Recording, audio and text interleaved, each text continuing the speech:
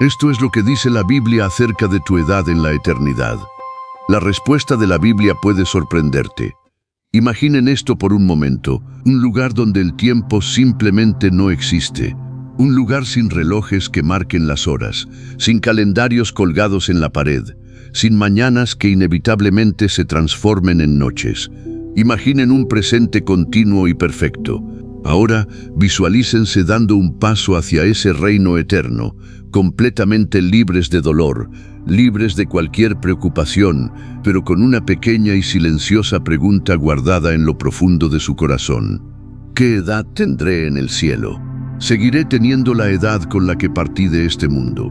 Si me fui siendo un anciano, ¿tendré ese cuerpo desgastado? ¿O volveré a tener 30 años en la plenitud de la vida? ¿O acaso seremos algo que va mucho más allá del concepto mismo de la edad? Por más de 20 años, una hermana llamada Margaret cargó con esta misma pregunta en su alma. Ella era madre, era una fiel creyente y también era viuda. Pero, por encima de todo, era una mujer que alguna vez sostuvo a su pequeña hija de 6 años en sus brazos, solo para ver cómo su tierna luz se desvanecía lentamente después de una larga y valiente batalla contra el cáncer. Y durante cada uno de los años que siguieron, Margaret susurraba en sus oraciones: «Señor, si llego al cielo, ¿la voy a reconocer? ¿Seguirá teniendo 6 años o habrá crecido sin mí?» Esta es una pregunta que persigue a quienes están viviendo un luto. Es una pregunta que humilla al teólogo más sabio y que atraviesa el corazón de cada padre y madre que han tenido que decir adiós demasiado pronto. Porque cuando hablamos del cielo, solemos enfocarnos en las calles de oro y en las puertas de perla, pero rara vez nos detenemos a preguntar: ¿quiénes seremos realmente allí? Y, de manera más personal, ¿seguiremos siendo nosotros mismos? ¿Podré reconocer a mi esposa si ya no tiene esas líneas familiares alrededor de sus ojos? ¿Reconoceré a mi padre si allí camina sin su cojera? Si el tiempo no pasa en absoluto, si no hay envejecimiento ni deterioro en un lugar donde la eternidad significa que no existe un antes ni un después, ¿podremos seguir creciendo, aprendiendo y transformándonos? Quiero dejarles una pregunta más para que la lleven consigo en este viaje que hoy iniciamos. Si ustedes perdieron a un bebé en su infancia, ¿cómo esperarían volver a verlo? ¿Como el tierno infante que sostuvieron en sus brazos, o como alguien que ha crecido, madurado y ha sido completado de una forma que nunca pudieron presenciar en la tierra? Estas preguntas importan. Y no importan solo porque conmueven nuestras emociones, sino porque apuntan a algo muchísimo más profundo, a nuestro anhelo de saber qué es lo que realmente permanece. Apuntan a ese deseo ardiente de entender quiénes somos de verdad, más allá de los números en un pastel de cumpleaños. Por eso, hoy en nuestro canal Logos queremos ir más profundo. Vamos a caminar despacio a través de las Escrituras, a través de historias, de la teología y de testimonios vivos, para explorar una verdad que no se trata solo de la edad, sino de nuestra verdadera identidad en Cristo. Aquí está la gran verdad. Lo que la Biblia nos revela sobre el cielo y sobre quiénes seremos allí es mucho más hermoso, misterioso y esperanzador de lo que jamás nos hemos atrevido a imaginar. Porque el cielo no es simplemente un destino al que llegamos. El cielo es una transformación absoluta. Si hay algo bajo lo cual todos nosotros hemos vivido desde el día en que nacimos, es el tiempo. Nos despertamos por el sonido del reloj, envejecemos con el paso de los años y medimos absolutamente todo en esta vida según su duración. Celebramos aniversarios, tememos a las fechas límite y tratamos de aferrarnos con todas nuestras fuerzas a los buenos momentos antes de que se nos escapen de las manos. Pero, ¿y si en el cielo el tiempo ya no fuera algo que nos gobierna? La palabra de Dios nos da una pista asombrosa sobre esto. En la segunda carta de Pedro, capítulo 3, versículo 8, nos dice: «Para el Señor, un día es como 1000 años, y 1000 años son como un día». Hermanos, esto no es solo poesía, esto es la perspectiva divina. Significa que Dios no experimenta el tiempo de la manera en que nosotros lo hacemos. Él existe fuera de él. Y cuando entremos en la eternidad a su lado, nosotros también lo haremos. Hagamos una pausa y dejemos que esto penetre profundamente en nuestro espíritu. Si no hay tiempo en el cielo, si no hay amaneceres ni atardeceres, si no hay envejecimiento, si no hay fechas de caducidad ni finales, nuestro sentido del ser cambiará por completo. Y esto no significa que vamos a flotar en la nada o en un vacío aburrido. No, significa que todo lo que experimentemos estará plenamente presente, siempre. Imaginen por un momento un gozo que nunca llega a su punto máximo para luego desvanecerse. Imaginen una paz que no viene y va según las circunstancias. Imaginen un amor que nunca necesita ser medido por meses o por etapas, sino que simplemente es de manera perfecta y constante. El libro de Apocalipsis, en el capítulo 21, versículo 4, nos regala una de las visiones más reconfortantes de esta hermosa realidad, cuando nos promete: Él les enjugará toda lágrima de los ojos. Ya no habrá muerte, ni llanto, ni lamento, ni dolor, porque el primer orden de cosas ha pasado. ¿Logran captar la profundidad de estas palabras? Ese primer orden de cosas es nuestro mundo actual, un mundo atado al tiempo, lleno de finales, lleno de decadencia y de desgaste. Pero en el cielo, ese orden es reemplazado por completo. El tiempo, tal como lo conocemos, deja de ser el rey. Incluso el evangelista Billy Graham llegó a decir en una ocasión: el cielo no es un lugar donde se mide el tiempo. No está gobernado por calendarios ni por relojes. En el cielo, todos los momentos son presentes y todo gozo es pleno. Y esto tiene todo el sentido del mundo cuando lo analizamos a la luz de la fe. Porque lo que hace que el amor sea verdaderamente eterno, o que la paz sea inquebrantable, es precisamente que no son temporales, no tienen una hora de inicio ni una fecha de finalización. En el reino de Dios, todo lo bueno se vuelve permanente. Pero esto nos lleva a una pregunta aún más profunda, una que ha generado debates incluso entre nosotros los creyentes. Si en el cielo no existe el tiempo, ¿significa eso que nada cambia? ¿Acaso no habrá crecimiento, ni progreso, ni aprendizaje? Algunos teólogos sugieren que el cielo es un lugar de perfecta quietud, un estado de completa y eterna bienaventuranza inmutable. Sin embargo, otros se preguntan: sin el tiempo, ¿cómo exploramos? ¿Cómo nos desarrollamos? ¿Suena eso realmente como una vida plena o suena más bien a algo estancado? Y aquí es donde la conversación se vuelve muy personal. Algunas personas, especialmente aquellas que han tenido vidas muy activas y dinámicas en la tierra, luchan con la idea de un cielo donde nada avance. Recuerdo la historia de un ingeniero jubilado, un hombre de unos 70 años, que una vez me dijo: si no puedo construir nada nuevo en el cielo, si no puedo crecer o descubrir cosas, no estoy seguro de si seguiré siendo yo mismo. Por eso les pregunto a ustedes, que nos escuchan hoy, si no existe el ayer ni el mañana, si todo es un eterno ahora, ¿qué significa esto para nuestra transformación? ¿Dejamos de crecer por completo o más bien entramos en un tipo de crecimiento diferente? Un crecimiento que ya no está moldeado por las horas o las décadas, sino por nuestra cercanía con Dios. Muchos siervos del Señor creen que la eternidad no se trata de tener un tiempo sin fin, sino de experimentar la plenitud de la presencia de Dios. No es que dejemos de crecer, es que el crecimiento ya no requiere una espera. Piensen en esto. Es como una flor que se abre instantáneamente, un corazón que comprende una verdad de manera inmediata, o un alma que ya no tiene que esperar procesos largos para ser sanada, porque en Dios ya está completamente restaurada. Y tal vez ese sea el punto central. El cielo no borra nuestro anhelo de avanzar y transformarnos, lo cumple al instante y para siempre. Ese hambre que sentimos en la tierra por llegar a ser alguien, allá es saciada por la gloria de ya serlo en Él.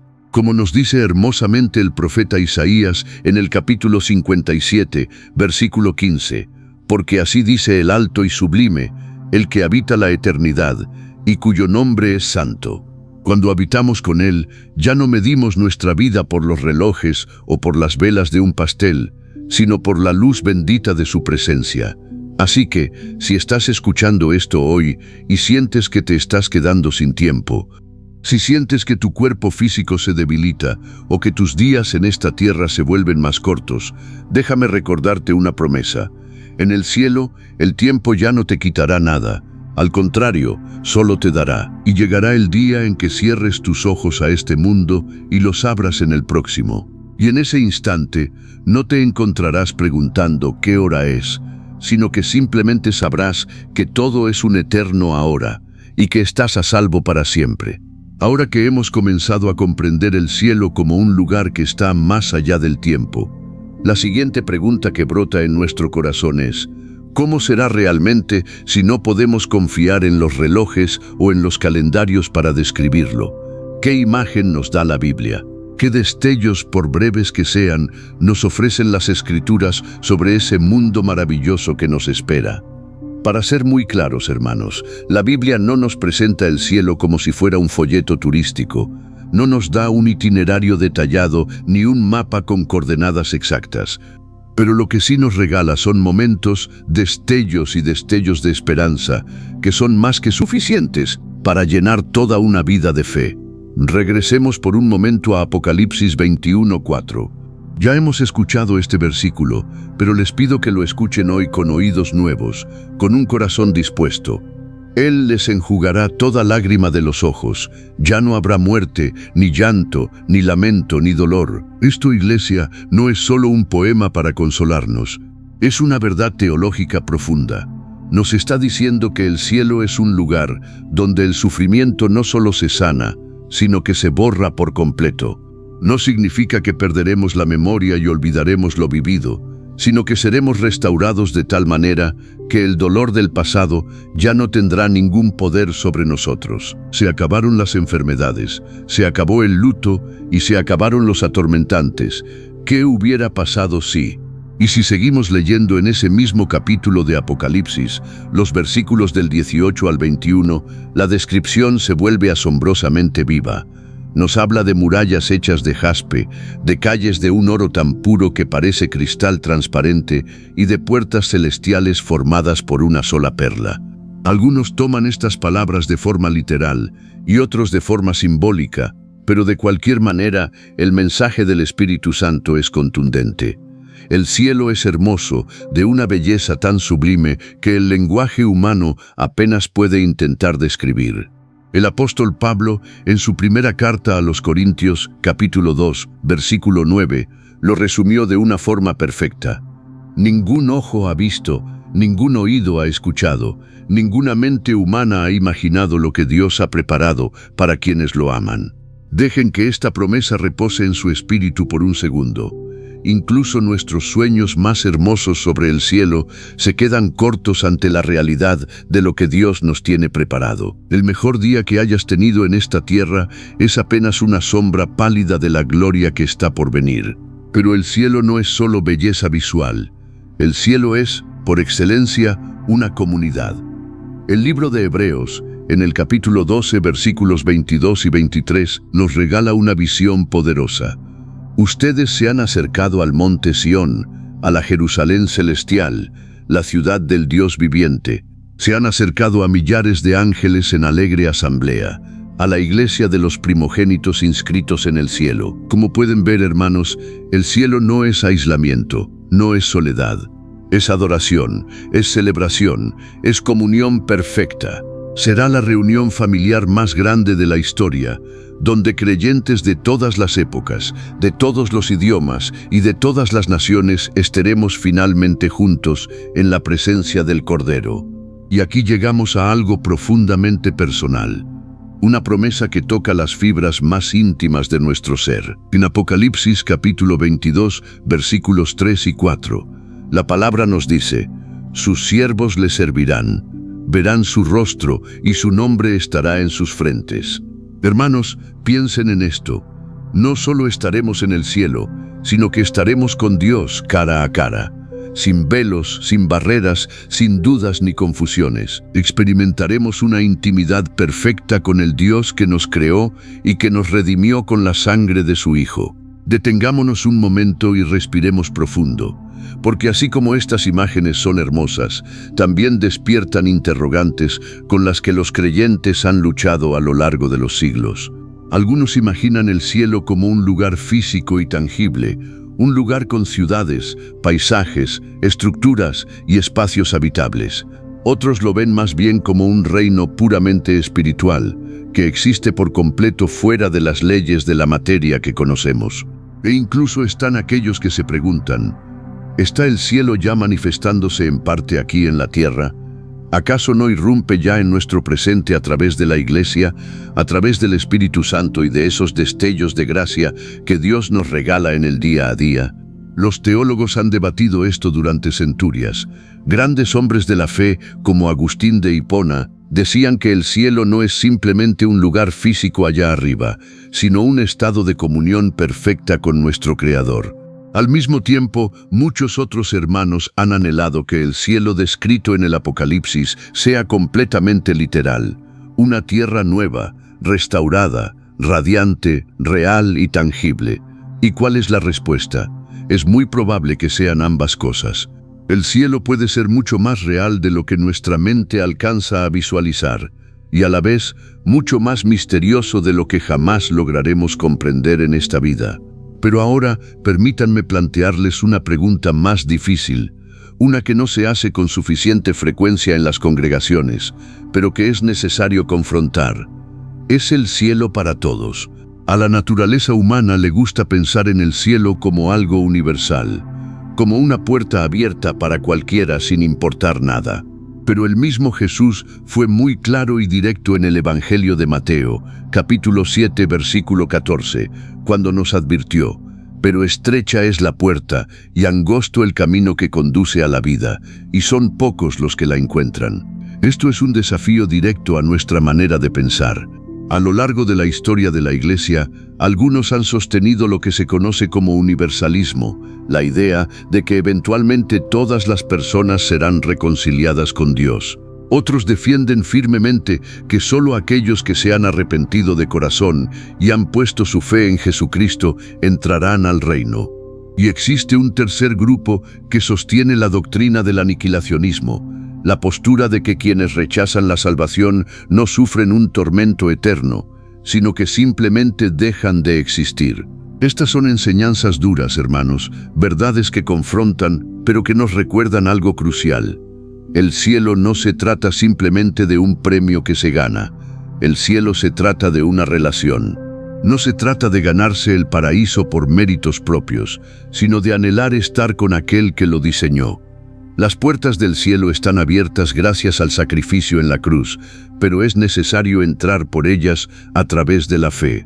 Por eso te pregunto hoy, ¿cómo es la imagen del cielo que tienes en tu mente? ¿Está basada verdaderamente en las Escrituras o en las tradiciones que has escuchado? ¿La ha moldeado el cine y la televisión o la ha moldeado tu vida de oración? Y lo más importante, ¿anhelas el cielo por la belleza de sus calles de oro o lo anhelas por aquel que te está esperando allí? Aquí está la verdad que nos humilla y nos llena de asombro.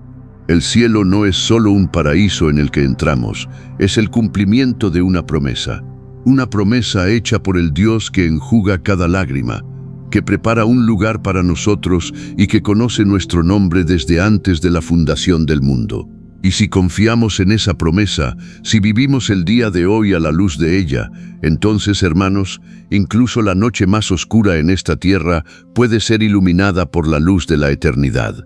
Porque el cielo no es el final de nuestra historia. Es, en realidad, donde la verdadera historia finalmente comienza. Ahora que hemos vislumbrado la belleza y el misterio del cielo a través del lente de las Escrituras, regresemos a la pregunta que vive en el centro mismo de toda esta conversación. Si el cielo es real y si un día, por la gracia de Dios, vamos a llegar allí, ¿qué edad tendremos? Es una pregunta que podría parecer muy simple en la superficie, pero mientras más te detienes a meditar en ella, más capas de misterio te va revelando. Porque la edad, tal como la conocemos en este mundo, está profundamente ligada a nuestra historia terrenal. Desde el mismísimo momento en que nacemos, la edad comienza a moldear nuestra experiencia de vida. Nuestros primeros pasos, las pruebas de la juventud, los desafíos de la madurez, la llegada de las canas, el dolor en las articulaciones y, eventualmente, ese lento desgaste físico que nos recuerda que somos seres finitos. La edad mide nuestro tiempo, pero también marca nuestros recuerdos más profundos.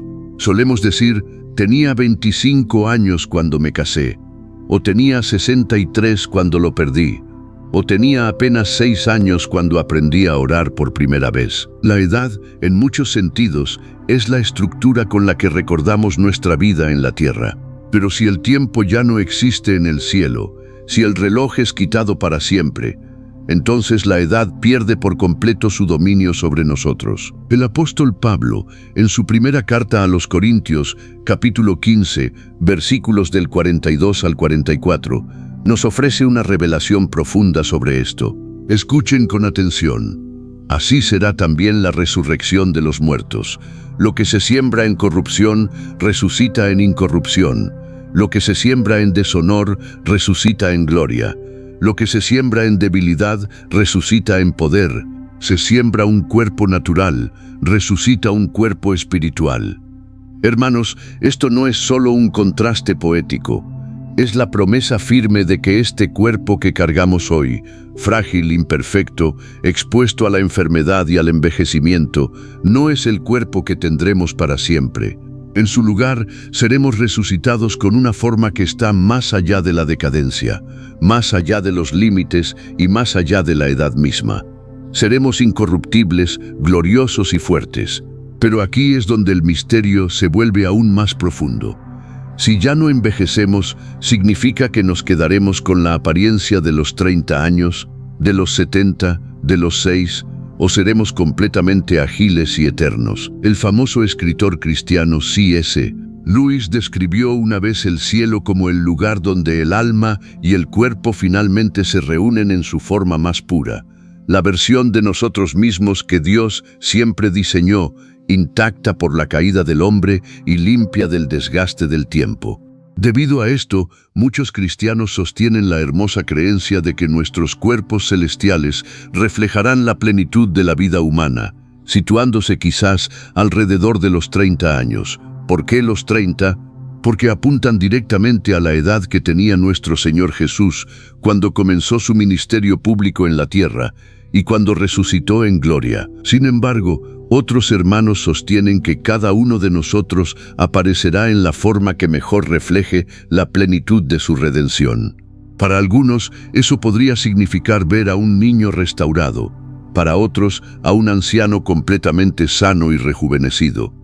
Pero para todos, sin excepción, significará ser hechos perfectos y completos. Hace tiempo escuché la historia de un anciano pastor en Etiopía. Tenía 91 años cuando partió con el Señor. Era un hombre de una fe inquebrantable, con profundas arrugas en su rostro que contaban décadas de servicio, y una voz cálida y apacible. Antes de cerrar sus ojos en esta tierra, le susurró a su nieto: «Cuando me veas en el cielo, es posible que no reconozcas mi rostro, pero vas a conocer mi corazón». Estas palabras me conmovieron profundamente, hermanos, porque nos recuerdan una gran verdad. Lo que parezcamos físicamente allá arriba puede cambiar. Pero ¿quiénes somos realmente? Nuestra alma, nuestra esencia, nuestro ser redimido por la sangre de Cristo. Eso es lo que la eternidad conserva intacto. Aún así, no a todos les resulta fácil aceptar esta idea. Algunos creyentes ancianos, especialmente aquellos que han caminado fielmente con Dios durante muchísimos años, a veces dicen: «Pero Señor, he vivido una larga vida para ganar estas líneas en mi rostro. Mi cuerpo cuenta una historia de fidelidad». Y se preguntan si todo eso será borrado por completo. Una hermana de unos 70 años me confesó una vez: «Yo no quiero volver a ser joven, solo quiero ser yo misma, pero completamente libre». Por otro lado, existen posturas más radicales. Algunos antiguos místicos cristianos creían que el cielo no se trata de preservar nuestra identidad individual, sino de trascenderla, que no nos guardamos a nosotros mismos, sino que nos disolvemos en una unión perfecta con Cristo, donde no hay memoria del pasado, ni ego, ni separación. sino una perfecta unidad en Él. Esta es una visión que puede sonar hermosa, pero también es confrontante. Porque si ya no recuerdo mi historia, si ya no recuerdo a mis seres queridos, o si ni siquiera recuerdo mi propio nombre, sigo siendo yo mismo. Y esa, mis amados hermanos, es la tensión que vive en el corazón de la inmortalidad. No se trata solo de la forma física, se trata de nuestra identidad, de nuestros recuerdos y del amor que sembramos. Por eso, hoy quiero hacerles una pregunta difícil. Si Dios les ofreciera la vida eterna, pero les dijera que van a olvidar su pasado por completo, ¿la aceptarían? Algunos dirían que sí, porque todo dolor terrenal se habría ido. Otros dirían que no, porque nuestros recuerdos son la prueba del amor que vivimos. Y otros más dirían, no lo sé, pero cuando estemos en su santa presencia, hermanos, tal vez bastará con mirar al Salvador. Personalmente, hermanos, creo que en el cielo la ausencia de edad no significa pérdida, significa cumplimiento. No se trata de borrar los años que vivimos en la tierra, sino de redimirlos. No se trata de olvidar quiénes fuimos, sino de convertirnos en quienes siempre estuvimos destinados a ser. Imaginen por un momento esta escena: un niño pequeño y un abuelo sabio, ambos radiantes exactamente con la misma intensidad de luz. Ninguno está por encima del otro, ninguno llegó antes ni se quedó atrás. Son simplemente dos almas brillando con la plenitud del amor de Dios. Están fuera del tiempo, pero dentro de la eternidad. Así que, tal vez, al final del camino la pregunta correcta no sea qué edad tendremos en el cielo, sino más bien qué tan plenos seremos. Y la respuesta de Dios es una sola: seremos perfectamente plenos. Si hay algo que en este mundo conectamos directamente con la edad, es la sabiduría. Solemos decir frases como, ella es muy madura para su edad, o con los años viene el entendimiento. Y en nuestra experiencia terrenal, eso es muy cierto. La sabiduría aquí abajo se va moldeando con el tiempo, con lo que hemos soportado, con lo que hemos sobrevivido y con las lecciones que aprendimos de la manera más difícil. Pero en el cielo, donde el tiempo ya no nos da forma, ¿qué pasa con la sabiduría? ¿Qué pasa con la madurez? Aquí es donde el misterio del crecimiento espiritual en la eternidad realmente comienza a revelarse. Porque la madurez espiritual en el cielo no se tratará de soplar una vela más en el pastel de cumpleaños, ni de acumular décadas de devoción o largos años en el ministerio. Allá, la madurez se medirá por una sola cosa: la presencia. Se medirá por nuestra cercanía con Dios. En la primera carta a los Corintios, capítulo 13, versículo 12, el apóstol Pablo escribe una palabra revolucionaria. Ahora vemos de manera indirecta y velada, como en un espejo, pero entonces veremos cara a cara. Ahora conozco de manera parcial, pero entonces conoceré plenamente, así como Dios me conoce a mí. Hermanos, esto es asombroso. Ahora mismo en la tierra estamos aprendiendo en fragmentos. Oramos, estudiamos las Escrituras, pasamos por experiencias y crecemos lentamente como pequeñas semillas que buscan la luz del sol. Pero el día en que demos el paso hacia la eternidad, ese velo será quitado por completo. No nos vamos a volver sabios a lo largo de millones de años. Vamos a recibir la sabiduría en un solo instante. Y no será a través de nuestro propio esfuerzo, sino a través de la revelación directa del Padre. Esa es la diferencia más grande. Aquí la madurez se trabaja, allá es un regalo divino. Piensen en esto por un segundo. En el cielo no habrá títulos universitarios que coleccionar, ni conferencias a las que asistir, ni exámenes que aprobar. Y sin embargo, de una forma milagrosa, cada alma, el joven, el anciano, el que alguna vez estuvo quebrantado o el que vivió perdido, se mantendrá exactamente bajo la misma luz del entendimiento divino. Imaginen estar en un lugar donde comprenden instantáneamente la profundidad insondable de la gracia, donde conocen el carácter de Dios no por lo que leyeron en los libros o escucharon en los sermones, sino porque lo están viendo cara a cara. Un lugar donde cada pregunta que alguna vez se hicieron en la tierra ya no es necesaria. Y no porque hayan encontrado una respuesta escrita, sino porque están de pie frente a la respuesta misma. El gran predicador Charles Spurgeon dijo una vez: un solo día en el cielo nos enseñará más que 1000 años de estudio teológico en la tierra. Y yo lo creo de todo corazón, hermanos, porque la verdad en la eternidad no es un concepto abstracto. La verdad está viva. La sabiduría en el cielo no es un conocimiento polvoriento, es la luz misma del Cordero. Madodor, pero no lo olvidemos. La madurez espiritual no se trata solo de lo que sabemos, sino de cómo amamos. Y en el cielo, el amor ya no estará limitado por el temor, por el orgullo o por las heridas del pasado. Será un amor puro, completo y desbordante. No habrá celos, no habrá amargura, no habrá inseguridades. Cada alma amará de forma perfecta y será amada sin la más mínima vacilación. Eso, iglesia, también es madurez. Aún así, algunos creyentes se preguntan: si todos somos espiritualmente maduros en el cielo, ¿significa que seremos todos iguales? ¿Perderemos aquello que nos hacía únicos? La respuesta es un rotundo no. Seremos hechos perfectos, pero eso no significa que seremos idénticos. Así como la luz del sol se refleja de manera diferente a través de cada cristal, la sabiduría de Dios se reflejará de forma única a través de cada alma redimida. Corrie ten Boom, una mujer santa que sobrevivió a los horrores de un campo de concentración nazi, dijo una vez: cuando lleguemos al cielo, las heridas de la tierra no serán borradas, serán transformadas. En otras palabras, hermanos, nuestra historia no será olvidada, sino que encontrará su cumplimiento perfecto. Por eso, en el cielo, un niño que partió a temprana edad no tendrá menos sabiduría que un misionero que sirvió hasta los 90 años. Pero eso no hará que sus almas sean idénticas. Significa que cada uno brillará con la misma pureza de la luz divina, pero de una forma que solo ellos pueden reflejar. Seremos como diferentes instrumentos tocando una misma melodía celestial, añadiendo nuestro propio tono al canto eterno de adoración.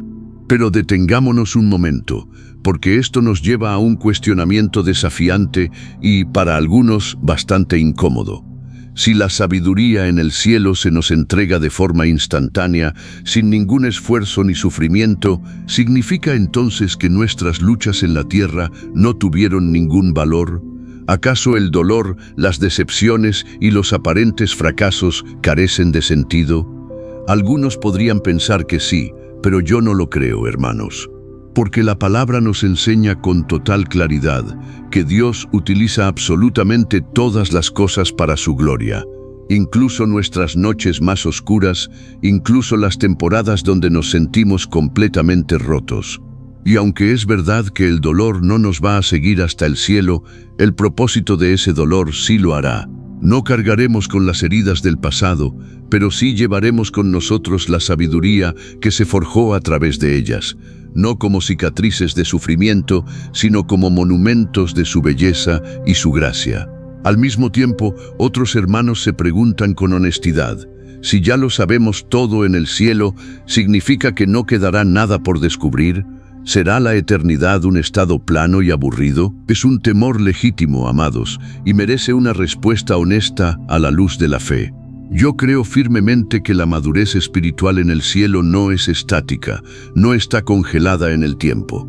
El cielo es plenitud, pero plenitud no significa que la historia esté terminada, significa que está desbordando. Es como un río caudaloso que nunca deja de correr, y no se detiene porque le falte agua, sino porque está siendo alimentado continuamente por la fuente eterna. En la santa presencia de Dios, tal vez ya no crezcamos de la manera limitada en que lo hacemos hoy, pero sí nos vamos a maravillar. Vamos a contemplar su grandeza y seremos conmovidos por su gloria por los siglos de los siglos. Por eso les pregunto en este día, si pudieran recibir instantáneamente toda la sabiduría del cielo, pero a cambio tuvieran que renunciar a las preguntas litúrgicas que hoy guardan con tanto celo en su corazón, ¿aceptarían ese trato? Si su viaje de fe estuviera completamente terminado, ¿extrañarían el proceso de haber luchado en la oración? No son preguntas fáciles, hermanos, pero nos guían hacia una verdad mucho más profunda. El cielo no es el lugar donde dejamos de ser, es el lugar donde finalmente alcanzamos nuestra verdadera identidad. No perdemos el hambre de Dios, al contrario, finalmente nos sentamos a disfrutar del banquete celestial. Como nos promete el libro de Proverbios en el capítulo 2, versículo 6, porque el Señor da la sabiduría, conocimiento y ciencia brotan de su boca. Y en el cielo lo escucharemos a Él de forma clara, constante, cara a cara, con cada momento bañado en su entendimiento y cada palabra envuelta en su gloria. Y lo más hermoso de esa madurez es que no nos llenará de orgullo, nos rendirá en adoración, porque en ese santo lugar comprenderemos al fin que la sabiduría nunca se trató de nosotros, siempre se trató de Él. Hermanos, hay un tipo de silencio muy especial, un silencio respetuoso y profundo que entra en cualquier habitación cuando comenzamos a hablar de los niños que han dejado este mundo antes de tiempo. No es solo tristeza lo que se siente, es algo que cala más hondo, un dolor sagrado, porque perder a un hijo no solo se siente contra la naturaleza, se siente incorrecto. En nuestra mente humana, los padres no están supuestos a enterrar a sus bebés. Los hermanos mayores no deberían tener que susurrarle un té extraño a un pequeño que ni siquiera alcanzó a aprender a amarrarse los zapatos. Y sin embargo, este mundo caído nos recuerda una y otra vez que ni siquiera los más pequeños están exentos del sufrimiento. Por eso nos preguntamos con el corazón en la mano, ¿qué pasa con ellos? ¿Cómo se ve la eternidad para un niño? La Biblia no nos da un manual con respuestas capítulo por capítulo para cada detalle técnico, pero nos regala algo mucho más poderoso. Nos deja ver el corazón de Dios. Y en ningún lugar ese corazón es más tierno que cuando nuestro Señor Jesús habla de los más pequeños. En el Evangelio de Mateo, capítulo 19, versículo 14, Jesús dice con autoridad, «Dejen que los niños vengan a mí, y no se lo impidan, porque el reino de los cielos pertenece a los que son como ellos». Noten bien, iglesia, que Él no dijo, «Algún día se ganarán un lugar». Él dijo, «El reino ya les pertenece». Dejen que esa verdad penetre en su alma. El cielo no es un traje de adultos que les quede grande a los niños y en el que tengan que crecer para que les ajuste. El cielo ya está diseñado a su medida. Ya los recibe con los brazos abiertos, abrazando su inocencia, su confianza y su gozo. Pienso en este momento en tantas madres y padres alrededor del mundo que han perdido a un pequeño por un aborto espontáneo, por una enfermedad terrible, por un accidente o por las garras de la guerra. Algunos ni siquiera tuvieron la oportunidad de tener una tumba que visitar, ni fotos que guardar en un álbum. Solo les quedó el eco de un nombre en el corazón o el peso de imaginar todo lo que pudo haber sido. Para ellos, hermanos, pensar en el cielo no es una teoría abstracta, es un asunto profundamente personal. Es el único lugar donde pueden visualizarse sosteniendo de nuevo a su hijo en brazos. Y es ahí donde la promesa de Apocalipsis 21:4 deja de ser solo un versículo de consuelo y se convierte en un salvavidas real. Él les enjugará toda lágrima de los ojos. Eso incluye las lágrimas de los padres, pero también el llanto de esos pequeños que sufrieron. Pero, ¿qué forma física tendrán esos niños en el cielo? ¿Un bebé seguirá siendo un bebé por la eternidad? ¿Una pequeña de 5 años que partió a causa de la leucemia se quedará de 5 años para siempre o va a crecer y madurar allá arriba? Aquí es donde muchos siervos del Señor descansan en una hermosa certeza. En el cielo, los niños no están congelados en el tiempo. En el cielo, ellos son plenamente realizados en la ausencia del tiempo.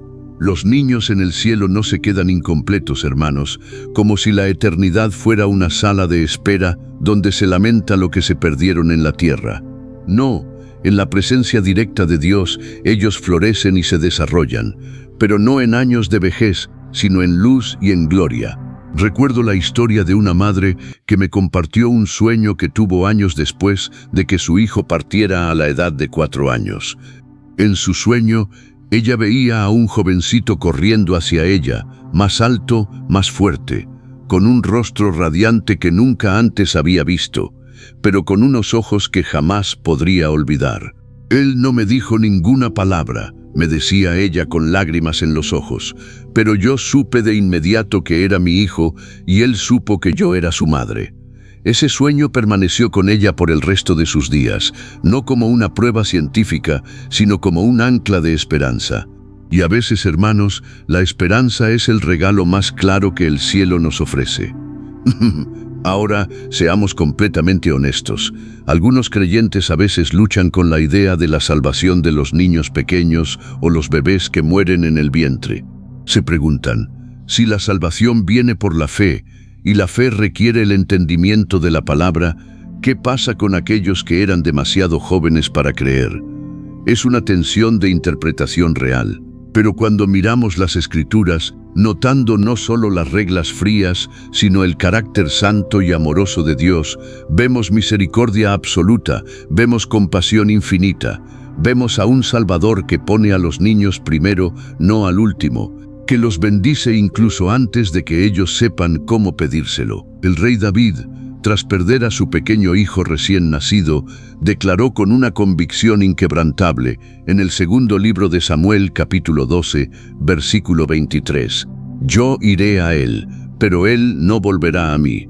Eso no era una ilusión vana del rey David, hermanos. Era un padre aferrándose con garras de fe a la promesa divina de un reencuentro eterno. Otros la llevan más allá. ¿Se acordarán los niños en el cielo de lo que sufrieron en la tierra? Un niño que fue víctima de la violencia, que nació en la miseria extrema o que fue abandonado en el dolor, cargará con esos traumas en la eternidad. Yo creo con todo mi corazón que no, porque la palabra es tajante. El cielo no es un lugar para revivir el sufrimiento, sino para consumir la sanidad. El niño que partió en medio del dolor resucitará en una paz perfecta. El pequeño que nunca conoció el abrazo de un padre terrenal será sostenido por los brazos eternos del Dios que jamás lo soltará. Es posible que ya no recuerden el sufrimiento, pero al fin comprenderán lo que es el amor verdadero. Y sin embargo, hermanos, incluso en medio de esta bendita esperanza, nos encontramos ante una pregunta profunda. Si los niños entran al cielo, ¿significa que se quedan como niños para siempre o se convierten en algo más? ¿Serán seres espirituales con el corazón de un niño pero con una sabiduría eterna? Algunos estudiosos de la palabra creen que en la eternidad todas las almas reciben una forma perfecta, sin importar la edad que tenían al morir. De este modo, la esencia tierna del niño permanece, pero su entendimiento se vuelve pleno. Otros creen que los niños continúan creciendo en el cielo, pero no a través de los años o las arrugas, sino a través del asombro, que cada momento en la presencia del Señor añade gozo sobre gozo, como un niño que juega en un estado de alegría interminable. Y tal vez, hermanos míos, esa sea la respuesta más hermosa de todas. El misterio no es si los niños en el cielo se convierten en adultos, sino que nosotros, al llegar al cielo, finalmente nos volveremos como niños. Recordemos las palabras de nuestro Salvador en el Evangelio de Mateo, capítulo 18, versículo 3. Les aseguro que a menos que ustedes cambien y se vuelvan como niños, no entrarán en el reino de los cielos. ¿Por qué nos diría esto el Señor Jesús? Porque los niños confían plenamente. Ellos esperan sin dudar y aman sin condiciones ni malicia. Tal vez la eternidad no se trata de acumular conocimientos complicados, sino de volvernos más sencillos, más abiertos, más alegres y más confiados en los brazos de nuestro Padre Celestial. Así que, hermano, hermana, si usted ha perdido a un hijo, a un nieto, o si llora por aquel pequeñito que no llegó a conocer en esta tierra, sepa esto con total certeza. Ellos no están perdidos, no están vagando en la oscuridad. Ellos están en su verdadero hogar.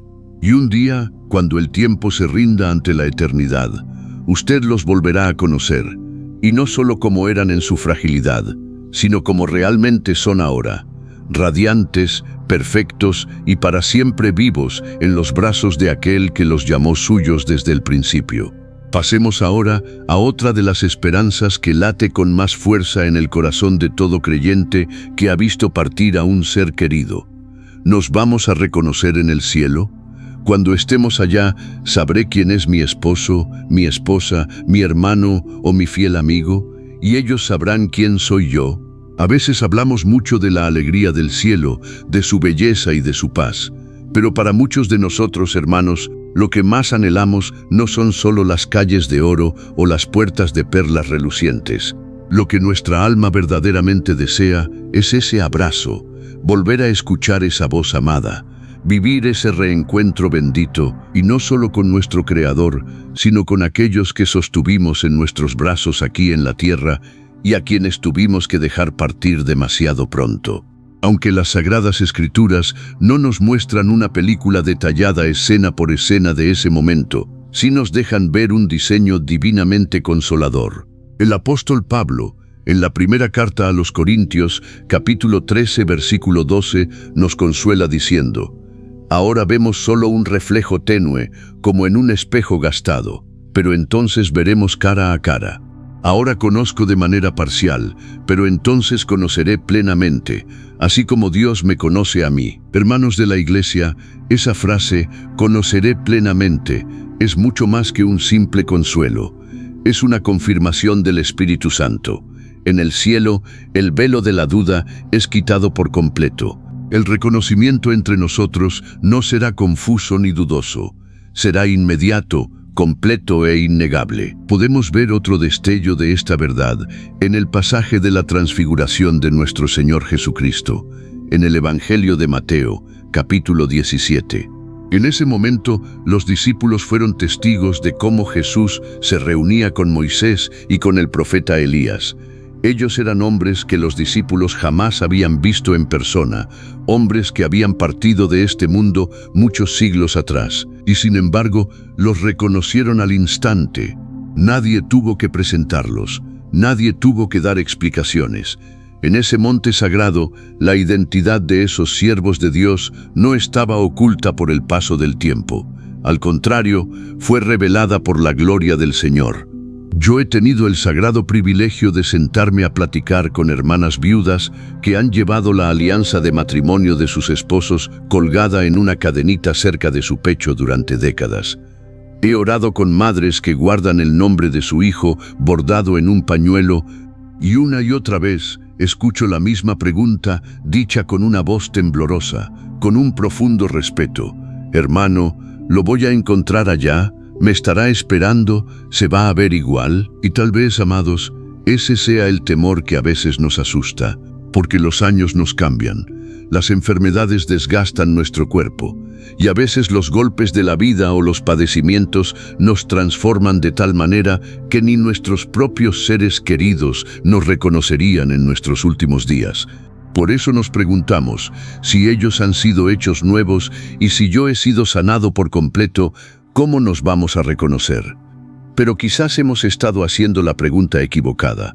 Tal vez la pregunta no es si se verán físicamente igual, sino si sabremos quiénes son en su espíritu. Porque nuestro reconocimiento en el reino de los cielos no dependerá de las facciones del rostro o de los tonos de la voz terrenal. Vendrá directamente del alma, de esa parte eterna que el Espíritu Santo redimió, esa esencia que siempre nos unió, incluso cuando nuestros cuerpos envejecieron y nuestras palabras se volvieron escasas en este mundo. Una vez conversé con una hermana muy piadosa, esposa de un pastor, que había perdido a su compañero de toda la vida. Habían compartido 44 años de matrimonio antes de que él partiera con el Señor. Ella escribió en su diario unas palabras que me conmovieron: «Sé que lo volveré a ver en el cielo, pero ¿seguiremos siendo esposo y esposa o seremos simplemente dos almas perdidas en una multitud de luz?». Esta es una pregunta muy tierna, hermanos, y debemos abordarla con mucha humildad. Nuestro Señor Jesús, en el Evangelio de Mateo capítulo 22, versículo 30, nos enseña que en el cielo las personas no se casarán ni se darán en casamiento. Pero esto no significa que el amor desaparezca. Al contrario, significa que el amor se transforma y se eleva. Las relaciones en el cielo ya no estarán limitadas por los roles terrenales, sino por una conexión eterna y perfecta. El amor que los unió en esta tierra permanecerá, pero purificado, perfeccionado y libre de cualquier egoísmo. En otras palabras, nuestro amor no será más pequeño en el cielo, será infinitamente más grande. Ya no nos abrazaremos por temor a la soledad o a la pérdida, sino por el puro gozo de estar en la presencia de Dios. Los lazos que verdaderamente importaron en esta vida no serán borrados, encontrarán su cumplimiento más sagrado. Y para concluir este hermoso viaje que hemos realizado hoy en Logos, regresemos a la pregunta fundamental: ¿por qué importa todo esto? ¿Por qué nos interesa saber qué edad tendremos o si nos reconoceremos en el cielo? La respuesta toca el corazón de nuestra vida presente, porque la forma en que miramos la próxima vida determina por completo cómo vivimos esta. Nosotros fuimos diseñados por Dios para la plenitud. Nos duele la vejez, nos duele la enfermedad y nos duele la separación, porque en lo profundo de nuestro ser sabemos que no fuimos creados para la muerte, sino para la vida eterna. El cielo no es deshacer lo que fuimos, es completar lo que Dios comenzó en nosotros. Así que, amado hermano, amada hermana, si hoy usted siente el peso de los años, si sus manos tiemblan o sus rodillas flaquean por los dolores del cuerpo, escuche con fe. En el cielo, su cuerpo será levantado en poder y gloria incorruptible. El dolor pasará, las lágrimas se secarán y los reencuentros serán para siempre. Al final de los tiempos, cuando estemos frente al trono del Cordero, no nos importará cuántos años cumplimos en la tierra ni qué edad aparentamos en la gloria. Nuestra única canción, unida a la de millones de hermanos, será: digno es el Cordero que fue inmolado. Estaremos en nuestro verdadero hogar, llenos de una juventud eterna, perfecta y espiritual, sumergidos en el amor de nuestro Salvador por los siglos de los siglos. Amén.